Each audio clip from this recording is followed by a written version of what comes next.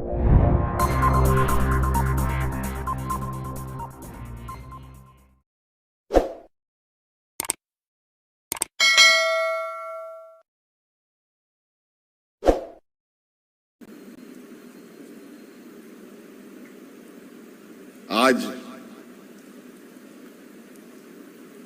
जब हमारी सरकार बनी, मैं सरकार में बनने के बाद कोरोना आया, कहे कि सर मुड़ाते ओले पड़ो, एक कहानी, एक मुहावरा है, वही हाल हमारी हो गई। सरकार ठीक से बनी नहीं थी, कोरोना जैसा वैश्विक महामारी आई, क्या करें क्या नहीं करें समझ से परे, और एक ऐसा महामारी जिसका सर पैर का आता पता नहीं, जिसका इलाज का कोई ठोर ठिकाना नहीं, और झारखंड में स्वास्थ्य व्यवस्था की जो स्थिति रही है वो किसी से छुपी नहीं है। सीमित संसाधनों में, डॉक्टरों की अभाव में कैसे इससे जूझें, हम लोगों के लिए बहुत कठिन दौर था।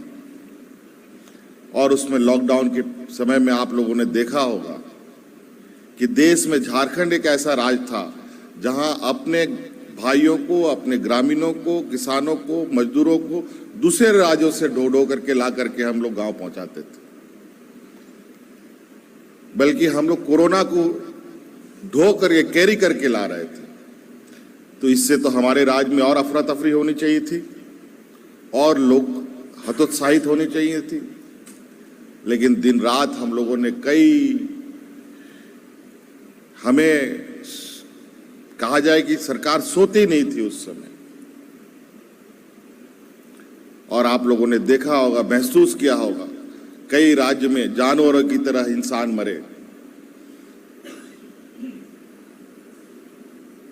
लोगों को दफन करने के लिए जमीनें कम पड़ने लगी। ऐसे स्थिति में झारखंड में बिना किसी तरीके के अफरा तफरी के इस वैश्विक महामारी को हम लोगों ने पार किया।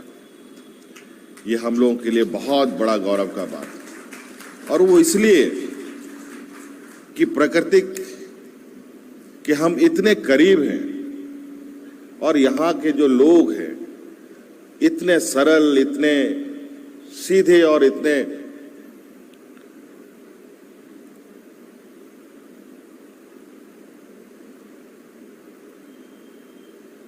साफ स्वच्छ हवाओं में के बीच में रहते हैं कि आज शायद इसका ही यही एक वजह है कि यहाँ कोरोना का इतना बड़ा आक्रमण नहीं हो पाया। हमारे इस मंत्रिमंडल के दो मंत्री इस कोरोना के चपेट में आकर के स्वर्ग सिधार गए।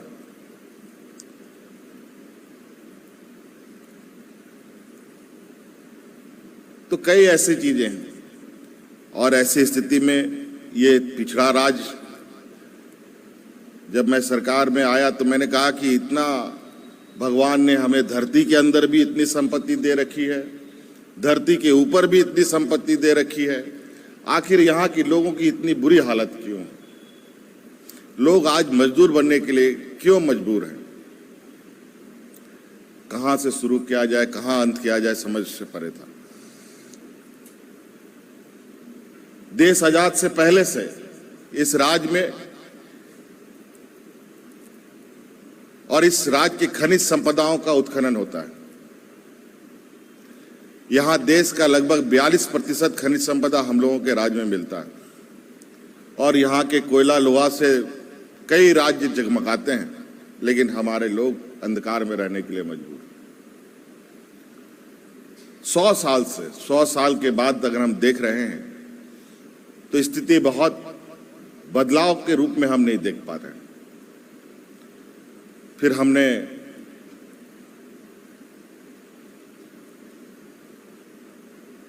जो 100 साल से जो तरीका अपनाया गया था इस राज्य को आगे बढ़ने का, जो एक फॉर्मेट बना था, उसको हमने एक किनारे रख दिया। मैंने कहा कि 100 साल से खनिज संपदा का खनन हो रहा है, उसको चलने दो।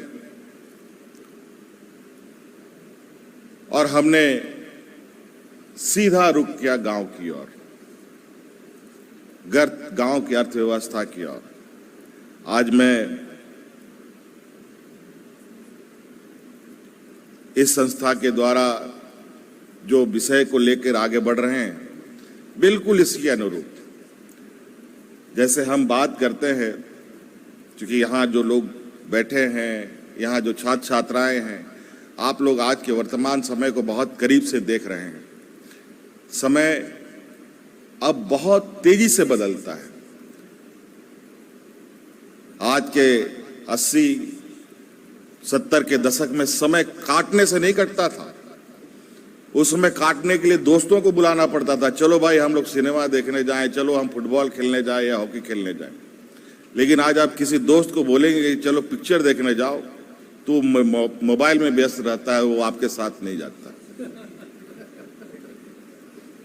आपके बाल बच्चे आपके साथ नहीं जाते। ये स्थिति है आज के दिन में।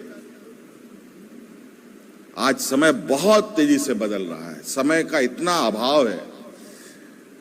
आज यही वजह है कि आज मैं भी इसी चक्कर में लेट में पहुंचा। तैयार तो हुआ था मैं बहुत पहले, मैं समय काट रहा था कि मैं जैसे समय आएगा मैं उसी समय पहुंच जाऊंगा। आप लोग शायद पहले ही पहुंचता यहां पर समय से पहले, लेकिन ऐन वक्त ऐसी व्यवस्था हो गई कि समय उधर चला गया। तो आज हम लोगों ने भी, जैसे हम कहते हैं कि देश को मजबूत करना है, राज्य को मजबूत करना है, बोलने से नहीं होगा, करने से होगा। बोलते तो बहुत हैं, कायदे कानून भी बहुत बनते हैं, लेकिन कई चीजें वास्तविकता से बिल्कुल उलट दिखता है।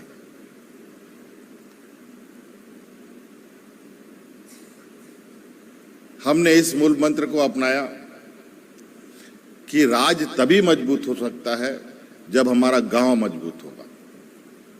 गांव मजबूत होगा तो राज्य मजबूत होगा, राज्य मजबूत होगा तभी देश मजबूत हो सकता है। इस देश को तो कृषि प्रधान देश कहा जाता है, लेकिन आज किसानों को लेके, कृषि को लेके कई बड़े क्वेश्चन खड़े हैं। मैं इस पर काम तो कर रहा हूं, लेकिन कई मन में कई चीजें उमड़ती भी जा रही हैं, घुमड़ती भी जा रही हैं। क्योंकि खनिज संपदा प्रदेश है, कोयला, लोहा, अब्रक निकालना ही निकालना है लोगों को, बड़े बड़े व्यापारियों को, बड़े बड़े संस्थाओं को। उसके लिए कोई ना कोई नीति उठ के बन के आता ही है। आज जहां 3 साल के 3 बार लोग उपज करते हैं, आज वहां पर कोयले का खदान खुल रहा है।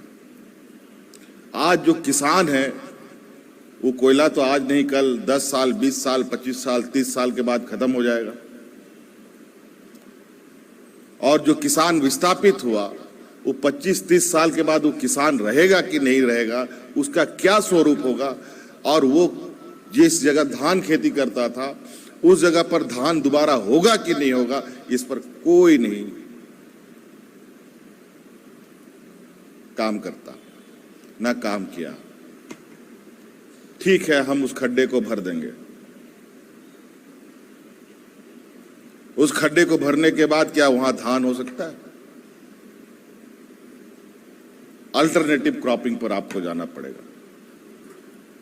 और ऊपर से मौसम का मार, मौसम ऐसे आंख बिचौनी खेल रहा है जिसका कोई हिसाब नहीं। मैं कल ही परसों एक न्यूज देख रहा था, कहीं पर किसी दूसरे देश का था, याद नहीं आ रहा है कौन देश का नाम था,